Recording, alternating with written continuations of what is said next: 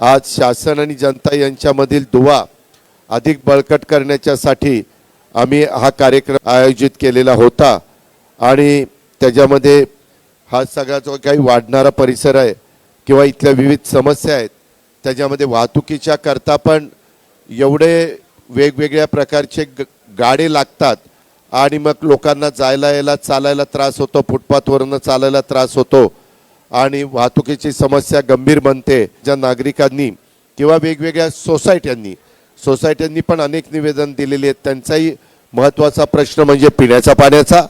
त्याच्यानंतर काही ठिकाणी टाक्या बांधून पाहिजेत त्यांना, त्या नवीन टाक्या, काही बाबतीमध्ये ॲन्युटीच्या ज्या जागा आहेत किंवा ओपन स्पेस आहेत अशा प्रकारच्या त्या जागेवर देखील आम्हाला मदत करावी अशी त्यांची मागणी आहे। काही ठिकाणी स्मशानभूमीचा, काही ठिकाणी दफनभूमीचा, अशा वेगवेगळ्या प्रकारच्या मागण्या ह्या आम्हाला नागरिकांनी दिलेल्या आहेत।